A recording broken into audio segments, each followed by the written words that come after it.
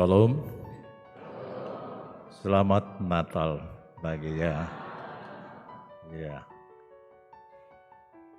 Berziarah bersama keluarga merupakan bagian atau praksis hidup dalam tradisi kitab suci bagi orang-orang Yahudi.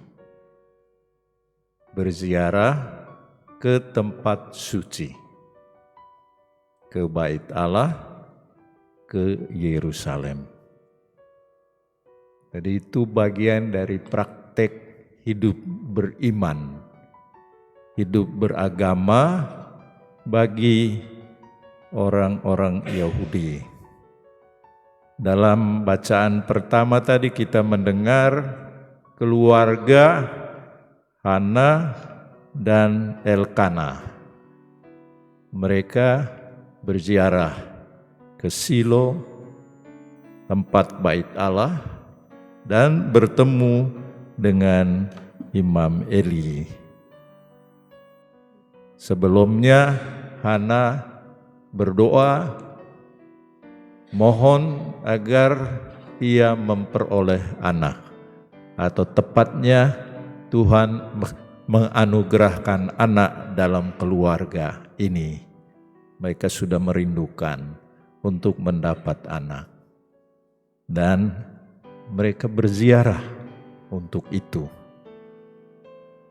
Dalam bacaan Injil, kita mendengar kebiasaan tahunan yang dilakukan oleh keluarga Nazaret. Yosef dan Maria menghantar anak Yesus untuk mengikuti tradisi berziarah ke Yerusalem dan masuk Bait Allah, tentunya untuk berdoa.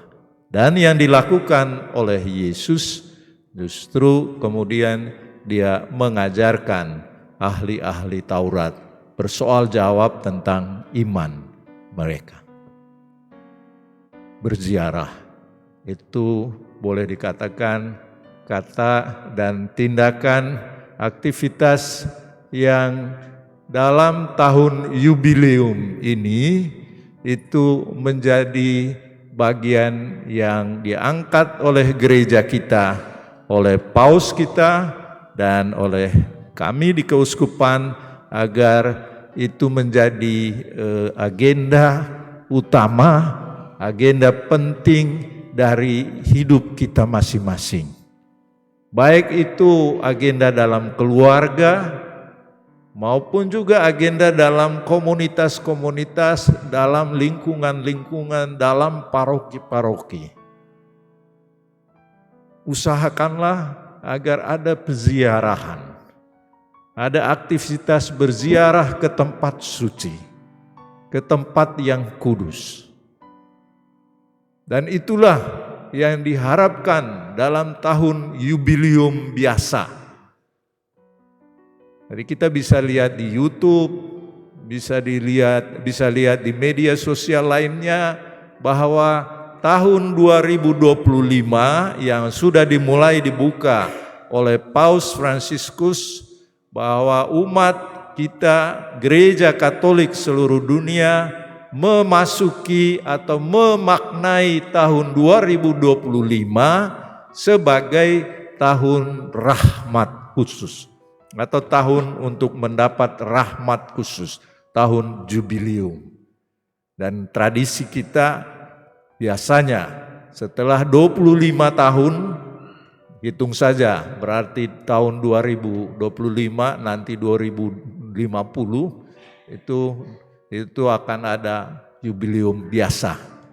Tapi ada juga yubileum luar biasa, seperti kita rayakan tahun 2015 itu ada yubileum luar biasa yang ditawarkan atau yang diusahakan, diberikan oleh Paus Fransiskus.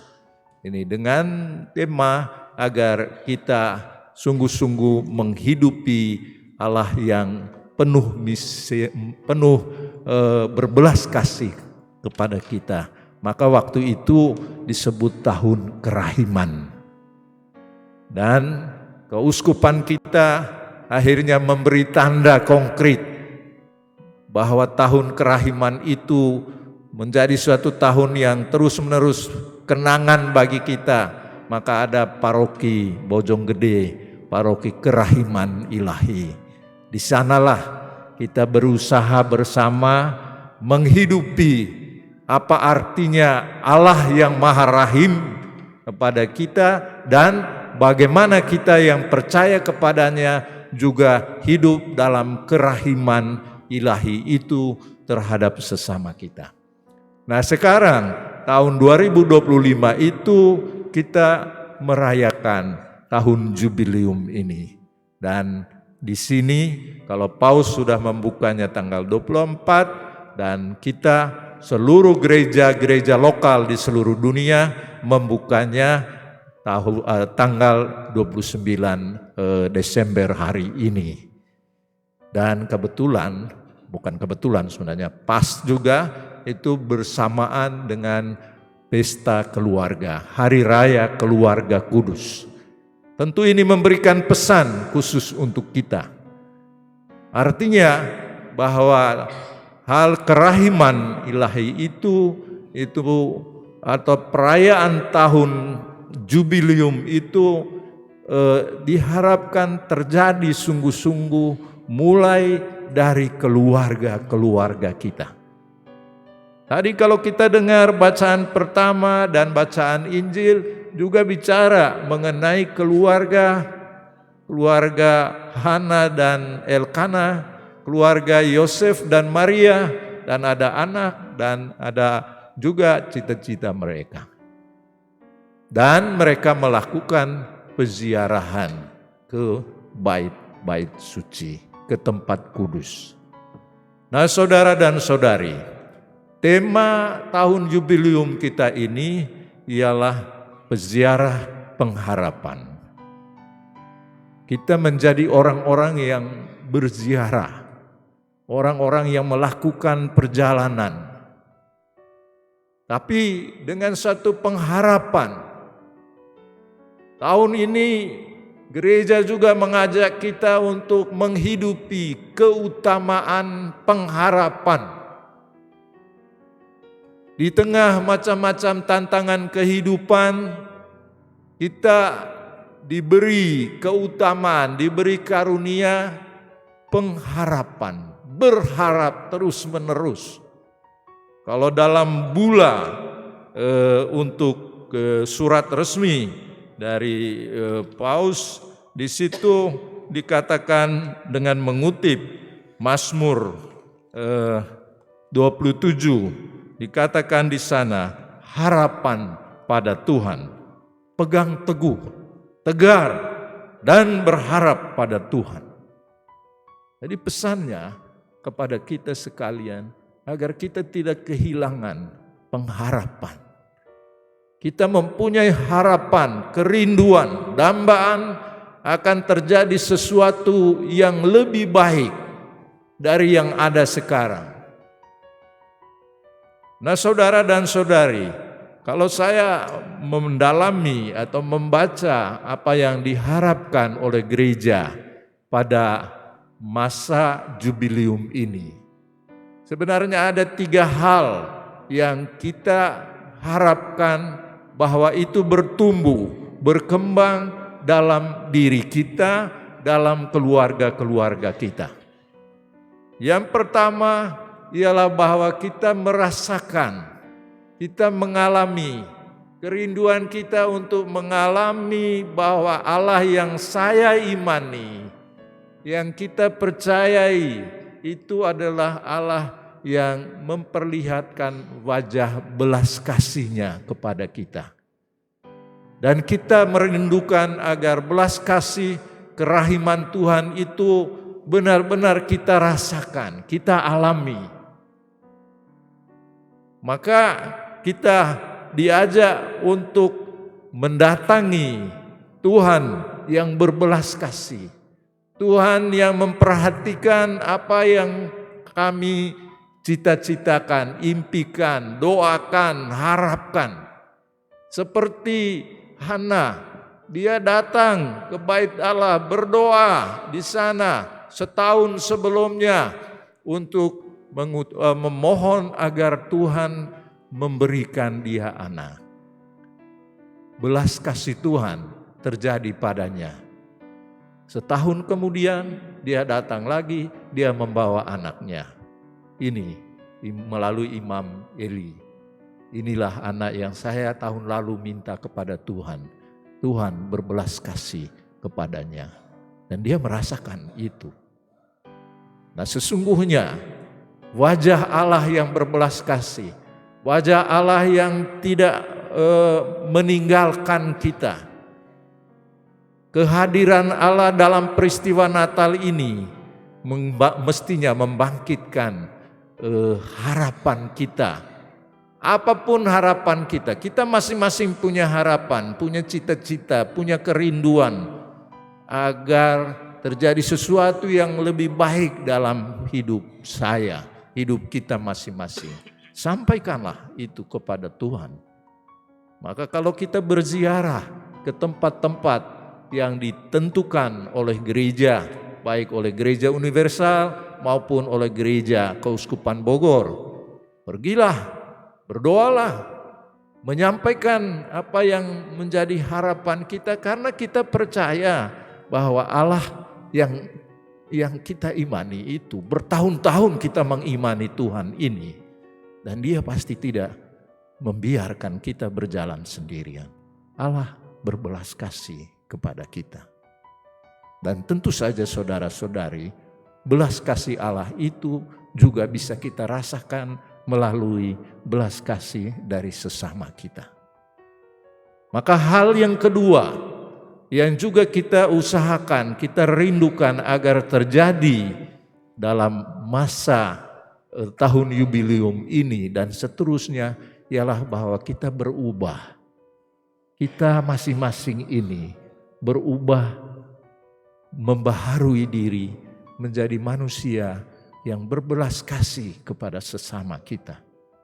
Manusia yang menaruh perhatian kepada sesama kita. Orang yang tidak terus-menerus mempersalahkan orang.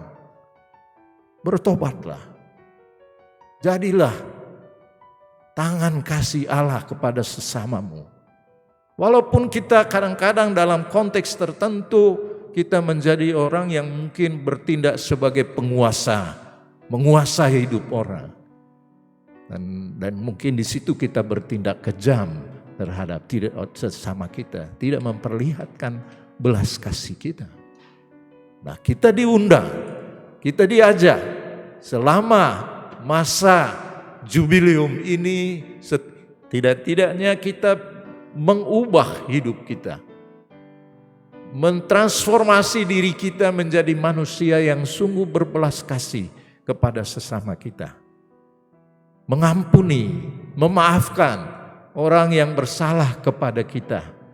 Dan kita menerima juga kalau orang menyampaikan mohon pengampunan dari kita. Kita menjadi manusia yang berbelas kasih. Maka dalam surat kami untuk tahun jubileum ini, kami mengajak Anda sekalian untuk menerima sakramen pengampunan dosa, tetapi juga melakukan karya-karya belas kasih kepada sesama kita. Berusahalah untuk mencari titik di mana kita memang menghidupi tahun jubileum ini, belas kasih kepada orang tua. Anak-anak tidak menuntut terus-menerus dari orang tua harus memenuhi permintaannya. Karena banyak anak-anak yang minta-minta banyak terhadap orang tua. Kadang-kadang orang tua sudah setengah mati mencari uang, tapi masih dituntut, bahkan dimarahin orang tua dari anak-anak. Maka kesempatan jubileum ini kita sedikit berbelas kasih terhadap orang tua kita. lihatlah Bapak mamamu mungkin sudah berjuang. Jangan juga kita tinggalkan orang tua kita. Jangan lepaskan orang tua kita di rumah jompo lalu dibiarkan di sana. Kunjungi. Karena ada orang-orang yang sudah lepaskan orang tuanya di sana. Orang tuanya rewel karena sudah tua ya. Seperti pastor juga kalau tua ya rewel. Ini manusiawi. Nah, dalam situasi seperti itu, apakah kita juga ya tidak peduli, biarkan saja, atau kita mengorbankan diri dengan mengimani saya mau memperlihatkan wajah belas kasih kepada saudara kami ini.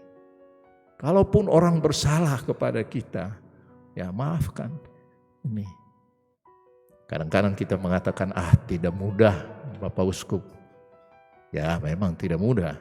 Kalau kita hanya berpikir bahwa kita ini manusia yang tidak pernah menerima rahmat Tuhan. Artinya orang yang tidak percaya bahwa Tuhan memberikan karunia kepada kita untuk berbuat baik. Dan itu pasti. Nah, hal yang ketiga ialah berkaitan dengan gereja kita. Gereja khususnya dalam hal ini para imam, uskup itu memberikan pelayanan. Hidup sebagai seorang gembala yang berbelas kasih kepada umatnya. Memberi pelayanan, siap melayani, siap mengampuni, siap menguduskan, siap mewartakan. Menganimasi, memfasilitasi umat. Agar umat merasakan, kami dibimbing oleh pastor kami ini. Kami tidak dibiarkan, dilepaskan. Tapi gereja dalam hal ini, para pastor, uskup menyediakan rahmat.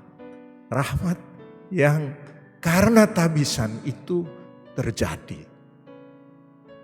Sakramen Ekaristi itu terjadi karena imam yang memimpin. Kalau awam yang memimpin Ekaristi itu tidak jadi. Jadi jangan dari awam lalu dia bertindak seperti imam saja. Mungkin cita-cita menjadi imam tidak tercapai, tapi ya sudah. Tapi maksud saya ialah bahwa kita khususnya para imam dan uskup selama tahun ini berusaha untuk memberi pelayanan. Apalagi kalau ada banyak peziarah-peziarah yang akan datang ke tempat-tempat yang ditentukan untuk itu. Dan tentu saja para imam diharapkan untuk bersedia melayani, menerimakan sakramen Ekaristi dan sakramen pengakuan dosa.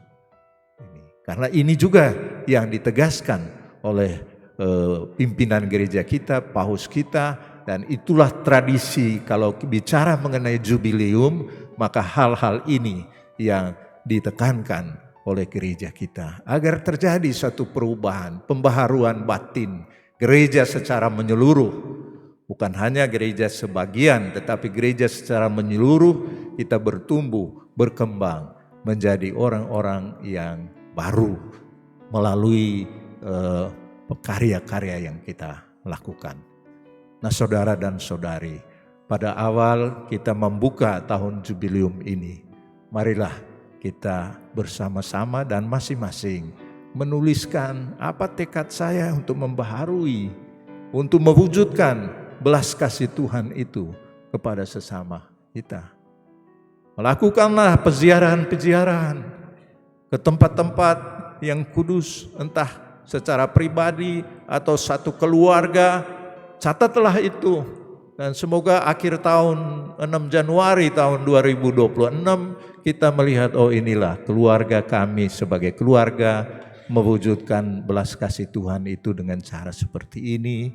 Kami menjadi orang yang berziarah dalam keluarga, dan inilah yang kami lakukan. Jadi melalui karya-karya ini kita mewujudkan belas kasih Tuhan kepada sesama kita dan tentu saja kepada kita sendiri. Mari saudara-saudari, inilah cita-cita kita. Kita terus-menerus menaruh harapan pada Tuhan dan harapan pada sesama kita bahwa kita mampu melakukan kebaikan-kebaikan itu karena rahmat Tuhan tidak pernah berhenti diberikan kepada kita. Allah terus-menerus memberikan rahmatnya kepada kita, dan rahmat yang paling besar ialah bahwa Yesus lahir di Bethlehem, berjalan bersama dan terus-menerus menguatkan, meneguhkan kita. Tuhan memberkati.